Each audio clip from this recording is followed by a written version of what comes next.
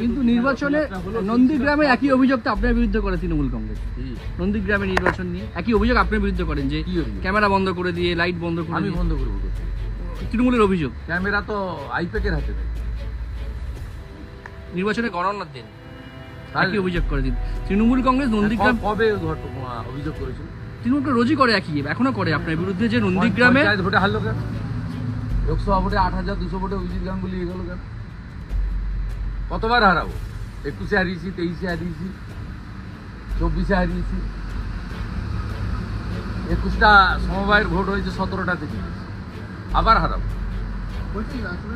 এটা তো শুধু নন্দীগ্রাম নয়, ভবানীপুরে হারাবো। উনাকে বলবো মেটিয়াপুরি পালাবেন।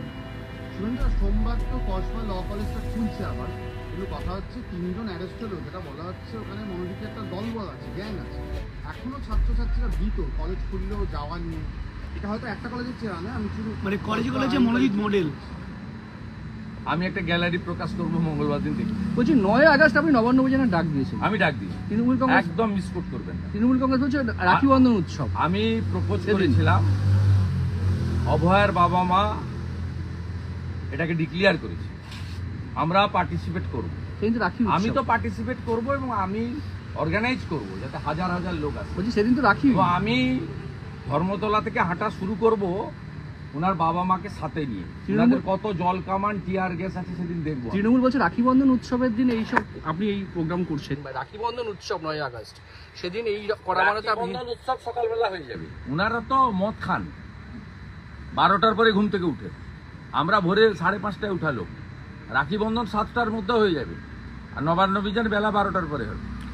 হাতে বোনের কাছ থেকে দিদির কাছ থেকে রাখি নিয়ে আরেকটা বোনের বিচার চাইতে, মমতার পদত্যাগ চাইতে, ওর বাবা মাকে সাথে নিয়ে আমি আগাবো, পারলে আটকান। বলছি আমি বলে গেলাম সিপি মনোজ বার্মাকে রানী রাসমণি রোডে জমায়েত হব। উনার পিতৃদেব মাতৃদেব কালকে বলেছেন আমরা থাকবো, আমি সঙ্গে থাকবো। এইখান থেকে বড় মিছিল যাবে, সাঁতরাগাছি থেকে আরো একটা বড় মিছিল আসবে। দুটো আপাতত ঠিক করা আছে, আরেকটা চেষ্টা করছি হাওড়া স্টেশন থেকে। এর আগের দিন আপনি মমতা ব্যানার্জি সকাল 8টায় ঢুকেছিলেন নবান্নতে, 27 আগস্ট। এবারে আগের দিন রাত্রি থেকে থাকবেন, ঢুকলে আপনি বেরোতে পারবেন না, আমি আপনাকে বলে গেছি। বলছি রাষ্ট্রপতি ভবন থেকে একটা মেইল এসেছে জগন্নাথ চট্টোপাধ্যায়ের বিরুদ্ধে, মুখ্য সচিবের কাছে আর্থিক দুর্নীতির অভিযোগ উঠে তদন্ত। শুভেন্দুদা, অশোক দেব তৃণমূল বিধায়ক এবং তার সঙ্গে সঙ্গে ভাইস প্রিন্সিপাল, এই যে মনোজিৎ মিশ্র অস্থায়ী কর্মী হিসেবে কলেজে চাকরি করছিল, সেটার সিদ্ধান্ত নিয়েছিলেন এই তৃণমূল বিধায়ক অশোক দেব। কলেজে তৃণমূলের একটা বিশাল বড় হাত এই মনোজিৎ মিশ্রের মাথার উপর। আরে সব কলেজে আছে বোন,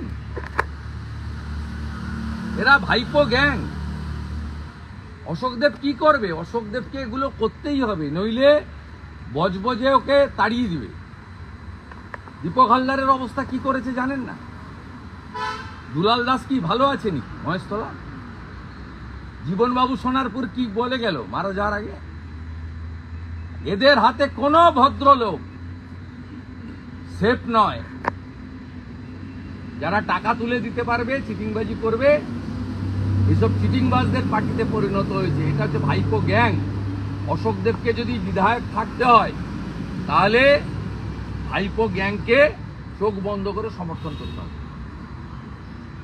অশোক দেবের অধঃপতনটাই আমাদের কাছে খারাপ লাগে।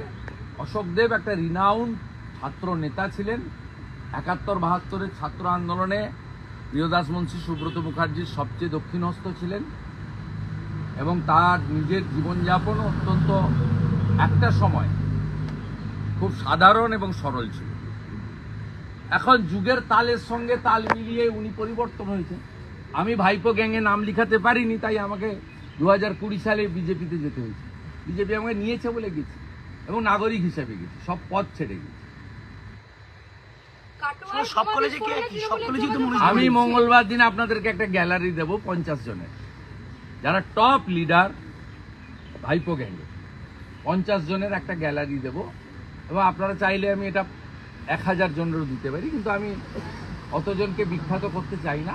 আপাতত 50 জনের একটা গ্যালারি আমার পাবেন পরশুদিন বিকালবেলা, আমার অফিস আপনাদের যাবে। বলছি কাটোয়ায় যে ঘটনা ঘটেছে একেবারে পরিষ্কার, বিধায়ক বলছে। আমি বারে বারে বলেছি বুড়িমার চকলেট বোম বন্ধ হয়েছে, কিন্তু পিসির বোম বন্ধ হয়নি। পিসির বোম চালু আছে।